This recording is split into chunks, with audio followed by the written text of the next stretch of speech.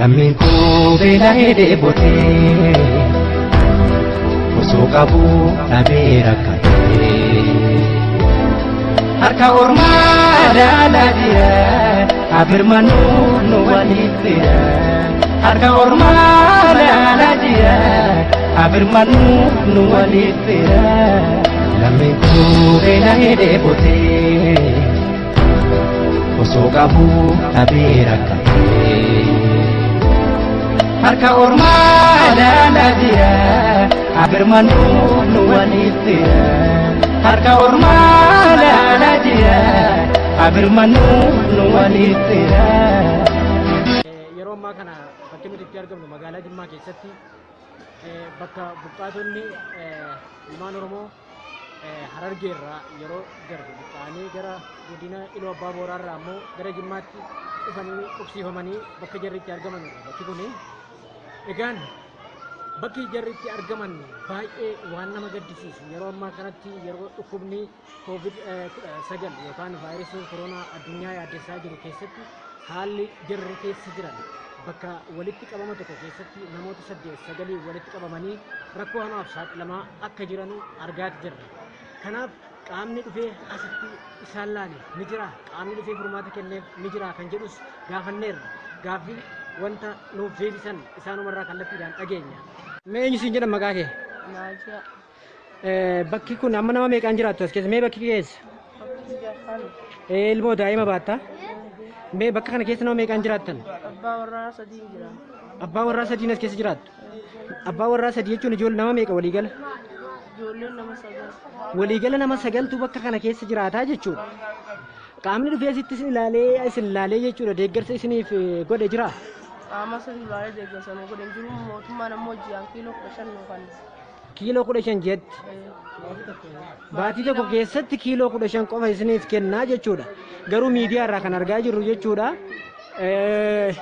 Kumtaala garaagaraa jechuudha kan jarri feesbuukii irra naannessan argina kun haala isinitti jirtan yeroo dhufnee arginu baay'ee waan nama gaddisiisudha. Egaa kanarratti waan jettu qabda gabaabsite? Kumtaalli nu kennamu hin jiru. Wanni nu kennamaa jira ji'a kiiloo 15 abbaan maatii 51 fudhate. Akkam jirtu eenyudha maqaan keessan? Abdigaadir. Sagalee keessan ol fuudhamee bakka kana nama meeqaan jiraattu?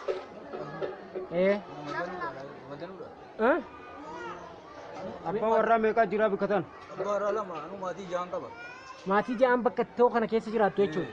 As keessatti qaamni dhufee isin ilaalee bakka kanarraa isin jijjiiruudhaaf furmaata kennuuf jedhanii jira. Furmaanni maan jiru jechuudha. Asitti dhufee qaamni deeggarsa isinii godhaa jiru illee jiru. Abbaa warraa 2 jira iddoo ammaa. Maatii 6 wajjin maatii 6 qaba. Mee maal jettu uummata Oromootti maal dhaammattu? Maal akkanatti kan nu katabnee iddoo kanatti katabnee akka qoshaashaatti katabnee jira.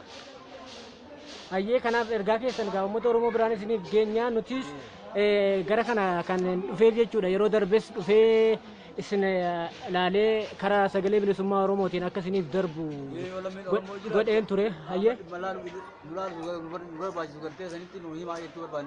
tole gaa nuti ergaa keessan dabarsuudhumaaf isin bira dhufne galatooma. Eenyu siin jedhan maqaa kee? Nama meeqaan bakka kana jiraattu? Abbaa warraa 2.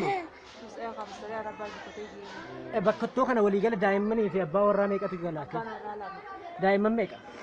Ati meeqa qabda? Daa'imman 4. Asitti namni dhufee isin ilaalee waa isinii deeggarsa godhaa jiru jira? Namni illee akka isin asii baatanu waan tokko isin ilaalee hin jiru jechuudha. Hayyee gaa nuti mee uummata Oromootiin maal jettadha? Ergaatti dhimattu qabdaa? Wanni kun uummata Oromoo hunda bira waan ga'uuf maal jettaa mee dhaamsa keettidha uummata Oromoo uummata keetti jechuudha.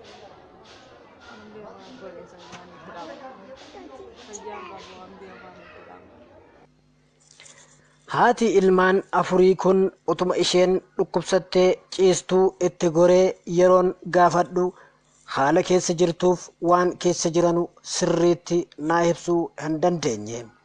Waan fayyaa ishee guutuu hin ta'iniif rakkoolee ishee irra ga'aa jiruuf hawaasa bakka kana qubatee jiru rakkoo maalii akka irra ga'aa jiru irraa baruudhaaf itti goree gaafadhullee haasa'uu hin dandeenye.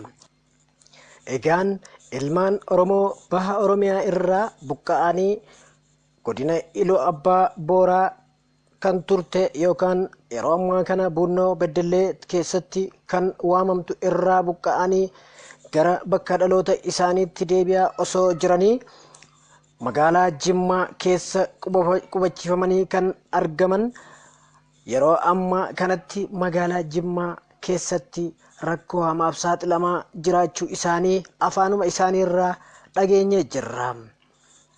Ilmaan Oromoo kunniin yeroo adda addaatti gargaarsi garaagaraa godhamaa fi jira jedhamee miidiyaa irratti piroopagaandaa ta'ee yeroo odeeffamu ni agarra. Garuu qaamaan dhufnee ilmaan Oromoo baha Oromiyaa irraa buqqa'anii magaalaa Jimmaa keessatti bakka tokkotti walitti qabamanii jiran kana yeroo dhufnee qaamaan haasofsiifnu wanti miidiyaa irraa dhageenyu yookaan arginu fardaaf lafa akka ta'e hubanna.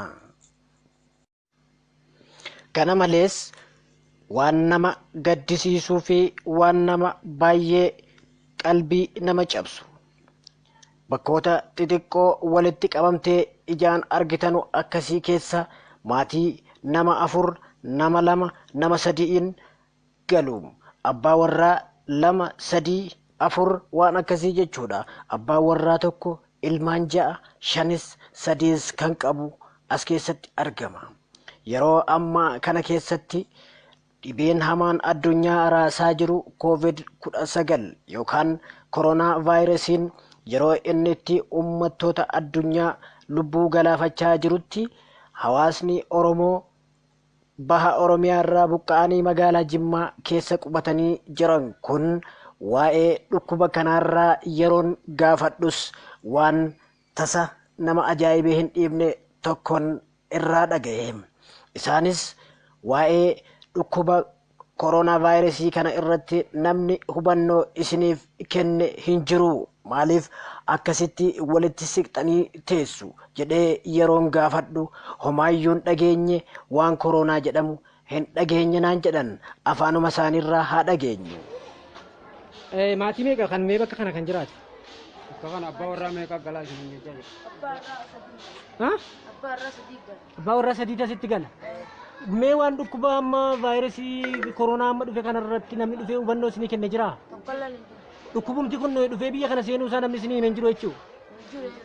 Akkasumatti jaljettanii walirra jirtan yeroo ammaa kanatti dhukkubni kun wal tuttuquudhaan darbaa walitti dhiyaachuudhaan harka wal fuudhuun illee yeroo dhorkamu keessatti meetira 2 walirraa fagaadhaa jedhamee yeroo himamutti namni isinii hin jiru jechuudha. Ajaa'iba! Baay'ee waan nama gaddisiisuudha. Mee waan kana gaa uummata Oromootti illee isinii dabarsinii akka uummanni Oromoo sagalee isinii ta'uudhaaf waan kana waraabuu dhufe. Yeroo darbees waraabee gara sagalee bilisummaa Oromootiin dabarsaatiin ture. Mee dhaamsa qabdanu mee maal jettu uummata Oromootti maal dhaammattu uummata keessanitti?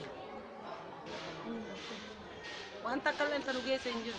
Hayyee mee dhaamsa qabdanu mee maal jettu uummata Oromootti maal dhaammattu uummata keessanitti? Wanta kallan tanu geesse hin jiru. Hayyee Akkallan si tanu geesse hin jirtu wanta kallan tanu tasilaa isaan nuungi wanta akka tanu geesse hin jirtu. Karaa mootummaa irraa jechuudha. Baatii kiiloo 15 fudhataa jirra. Kiiloo 15 nyaachaa jirra. Baatiitti kiiloo 15 isinii kennu jechuudha. Maatii takka irratti. Ajaa'iba rabbiiti. Hayyee jabaadhaa gaa rabbi isin faana ta'uu ergaa keessan uummata Oromoo biraan isiniif geenya. Bakka kana keessa nama meeqaan galtume?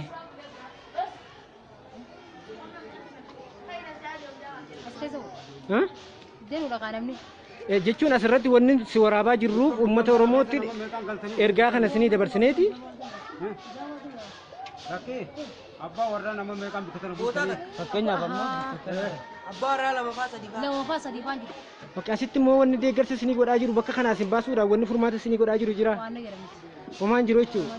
Akkasuma jiraataa jirtan yeroo ammaa kana dhukkubni tokko addunyaa raasaadhaan vaayirasii koronaan dhukkuba kanarraa ofitti iftanuuf namni hubannoo dhufee isinii kennaa jiru jira. Dhukkuba kanarra ilaa quban qabdan jechuudha. Hin dhageenyes jechuudha.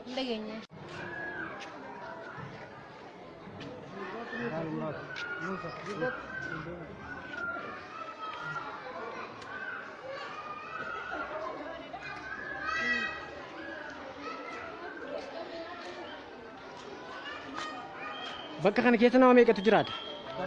As keessa abbaa warraa tokkoo fi ijoollee shanii jiraatu. Nama shantu bakka kana jiraata jechuudha. Golgaa sharaa waan ta'eef kana keessa Eh, nama shani maatii wajjin nama shanii as keessa jiraatu. abbaa warraa lamatu as keessa jiraata jechuudha. Maatii shan.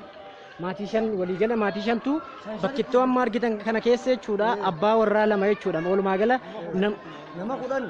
namoota 10 jechuudha kan as keessa jiraatu. Abbaa warraa lama jechuudha. Maatii shan kan ofirraa qaban jechuudha.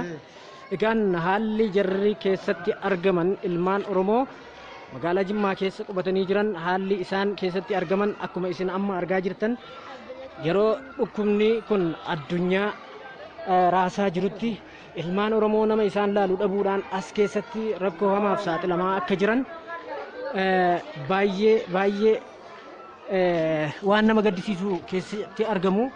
Kunoo yeroo ammaa kana argitan akkasitti bakka tokkotti walitti qabamanii yeroo ciisan yeroo ammaa kana bakkoota garaagaraatti fageenya keessan eeggadhaa walirraa siqaa kan jedhamu miidiyaaleedhaan afarfamaa yeroo jirutti qaamni tokko dhufee asirraa namni isaan laalaa jiru hin jiru. Kanaaf ilmaan Oromoo bakkoota garaagaraatti argamtan biyyoota hambaa fi biyya keessatti kanneen deeggarsa godhuu fi dandeessan ilmaan Oromoo as keessatti rakkachaa jiran bakka kanarraa akka jijjiirtanullee isin gaafanna.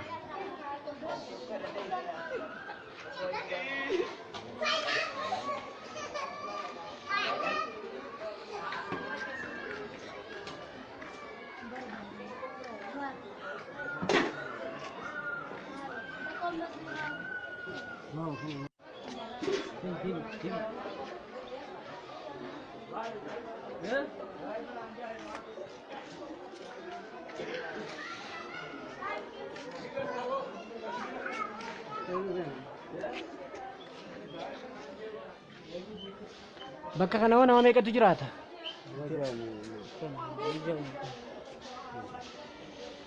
Nama shani jiraata. Eessatti yaa'e namoonni nama bakka kana jiraatan garam deddeemu? Barbaadatti yaa'e. Lammaan kan abbaa warraa afur jechuudha. Kanarra kan jiraatu abbaa warraa afur. Abbaa warraa shan? Baay'ee nama gaddisiisa. Baay'ee nama gaddisiisa.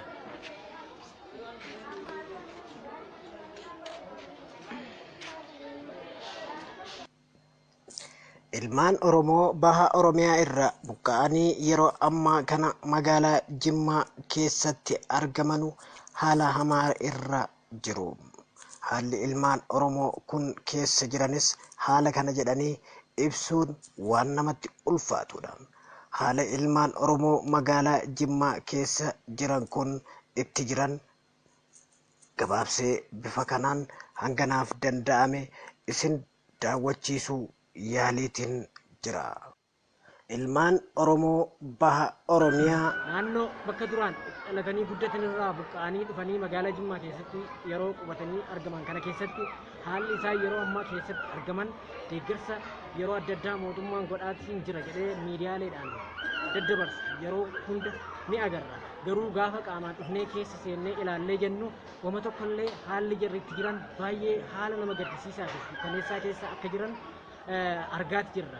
Kanaaf ilmaan Oromoo bakkoota adda addaatti argamtan kan Oromummaan isinitti dhaga'amu mootummaa irraa wama tokko hin eeginaati akkasitti ilmaan Oromoo kanaaf akka birmattanu waamicha kiyyan isiniif dabarsa jechuudha.